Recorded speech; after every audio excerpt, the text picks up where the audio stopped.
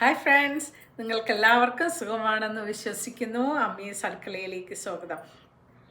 ഇന്നില്ലേ, ഞാൻ നിങ്ങളോടൊപ്പം ഇന്ന് ഷെയർ ചെയ്യുന്നതും ഇതുപോലത്തെ ഒരു കാര്യമാണ്. ഞാൻ കഴിഞ്ഞ ദിവസം ഇട്ടിരുന്ന ഒരു വ്ളോഗിൻ്റെ കണ്ടിന്യൂ ആണ്. അതിനെക്കുറിച്ച് ഞാൻ പറയുകയാണെങ്കിൽ, നമ്മുടെ സമൂഹത്തിൽ അല്ലയോ ഒരു കാലഘട്ടത്തിൽ ഞങ്ങളാരും മേൽവസ്ത്രം ധരിച്ചിരുന്നില്ല അല്ലയോ.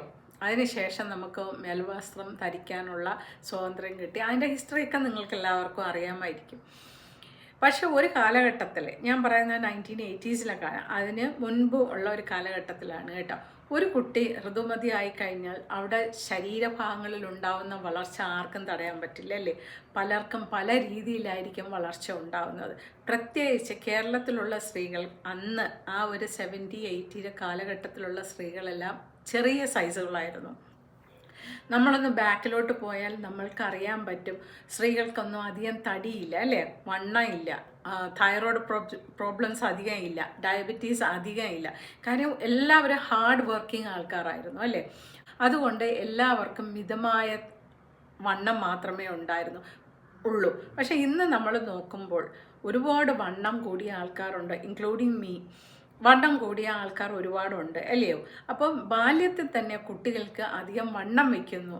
പ്രൊസസ്ഡ് ഫുഡ്സ്, ഹോർമോൺസ് ഉള്ള ഫുഡ് ഐറ്റംസ്, ഇതെല്ലാം കഴിച്ചാണ് നമുക്ക് കൂടുതലും തടി ഉണ്ടാകുന്നത്. പിന്നെ തൈറോയ്ഡ് ഉണ്ടെങ്കിലും കൂടുതൽ തടി ഉണ്ടാകുന്നതാണ്. പക്ഷേ ഒരു കാലഘട്ടത്തിൽ സ്ത്രീകൾ ഋതുമതി ആയിക്കഴിഞ്ഞാൽ, സ്ത്രീയല്ല, കൗമാരത്തിലാണ് പെൺകുട്ടികൾ ആദ്യമായിട്ട് ഋതുമതിയാവുന്നത്. അപ്പോൾ ആ കാലഘട്ടത്തിൽ അന്ന് ചെയ്തിരുന്ന ഒരു കാര്യം ഞാൻ നിങ്ങളെ ഓർമ്മിപ്പിക്കാനാണ് ഞാൻ ഈ പറയുന്നത്. ഞാനും അതിൽ കൂടി കടന്നു പോയിട്ടുള്ളൊരു വ്യക്തിയാണ്. അതുകൊണ്ടാണ് ഞാനിത് തുറന്ന് പറയുന്നത്. നമ്മളെല്ലാം വളരുന്ന ഒരു കാലഘട്ടത്തിൽ ഇത് എല്ലാ പ്രായക്കാരും കേട്ടിരിക്കണം, എല്ലാ അമ്മമാരും കേട്ടിരിക്കണം, അമ്മമ്മമാരും കേട്ടിരിക്കണം കേട്ടോ. എനിക്കുണ്ടായ ഒരു ബുദ്ധിമുട്ടാണ് നിങ്ങളോടൊപ്പം ഷെയർ ചെയ്യുന്നത്.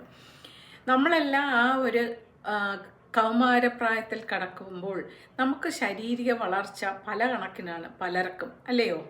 ഇപ്പം സൈസിൻ്റെ കാര്യത്തിലായാലും അങ്ങനെയാണ്. അപ്പോൾ ഞങ്ങൾ വളർന്നു വരുമ്പോൾ ചില ആൾക്കാർക്ക് ബ്രസ്റ്റ് കൂടുതലായിരിക്കും ചില ഏജിൽ. അത് ഹോർമോൺസിൻ്റെ തകരാറായ വേറൊരു രാജ്യത്തിൻ്റെ ഫുഡിൻ്റെ കേസാവാം. അങ്ങനെ പല കാരണവും പല റീസൺസും ഉണ്ട് അതിന്.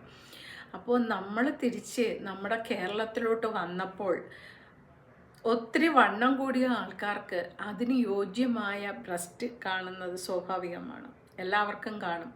പക്ഷേ നമ്മളിടുന്ന വസ്ത്രമാകട്ടെ ഒരു പാവാടയും ഒരു ബ്ലൗസും ഒരു പെറ്റിക്കോട്ടും ആയിരിക്കും അല്ലേ അതുവരെ. അപ്പോൾ നമുക്ക് ബ്രസ്റ്റ് വളരുമ്പോൾ നമ്മളിത് ഹൈഡ് ചെയ്യാൻ വേണ്ടി ആൾക്കാർ എന്താ ചെയ്യുക, ഷോള് അല്ലെങ്കിൽ ഹാഫ് സാരി മുതലായ വസ്ത്രങ്ങൾ യൂസ് ചെയ്യുമായിരുന്നു. പക്ഷെ വേറൊരു കാര്യമെന്ന് വെച്ചാൽ, ഞാൻ വളർന്ന ചുറ്റുപാടിൽ എൻ്റെ ഗ്രാൻഡ് പേരൻസിൻ്റെ വീട്ടിൻ്റെ അടുത്തൊക്കെ പെൺകുട്ടികൾ ഋതുമതി ആയിക്കഴിഞ്ഞു കഴിഞ്ഞാൽ നമ്മൾ അപ്പോൾ തന്നെ ബ്രസ്റ്റ് മറയ്ക്കണമെന്ന് പറയുന്നത് എന്തുകൊണ്ടാണെന്ന് വെച്ചാൽ, അതിൻ്റെ വളർച്ച തടയാൻ കണക്കിന് വേണം നമ്മൾ ബ്രാ ഇടാൻ.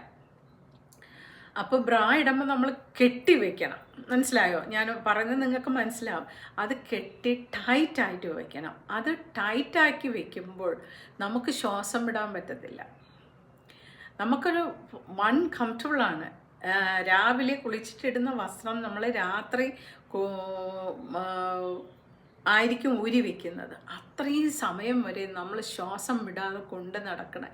ഇതിടാതെ നടക്കാൻ പാടില്ല. ഇതിടാതെ നടന്നാൽ ഭയങ്കര ബുദ്ധിമുട്ട് കാണുന്നവർക്കാണ്, അത് അനുഭവിക്കുന്നവർക്കല്ല. അപ്പോൾ വളരെ നാരോ മൈൻഡായിട്ടുള്ള ആൾക്കാർ അന്നത്തെ കാലത്ത് ഒരുപാട് കുടുംബങ്ങളിലുണ്ടായിരുന്നു.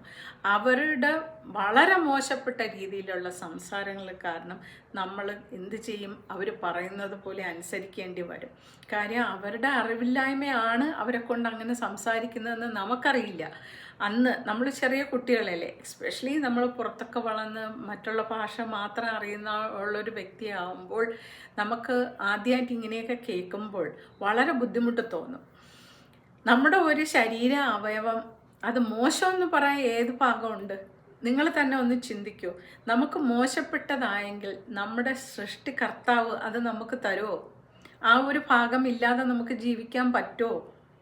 ഇല്ല, അല്ലയോ? നിങ്ങൾ ചിന്തിച്ചിട്ടുണ്ടോ? അപ്പം നമ്മുടെ ശരീരഭാഗത്തിന് എല്ലാത്തിനും അതിൻ്റെതായ പേർപ്പസ് ഉണ്ട്.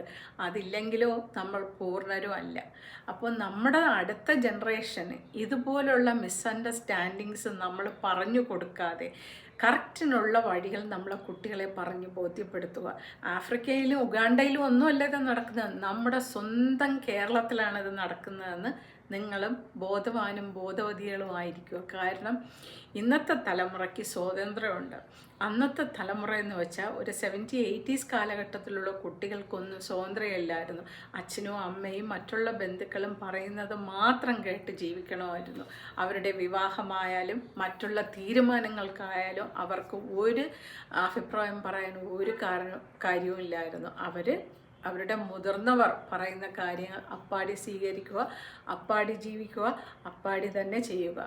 സോ ഇന്ന് നമ്മൾ ചെയ്യേണ്ടതെന്ന് വെച്ചാൽ നമ്മുടെ ന്യൂ ജനറേഷൻ കിഡ്സ് അവർ തെറ്റാണെന്ന് അവർ ചൂണ്ടിക്കാണാതിരിക്കുക.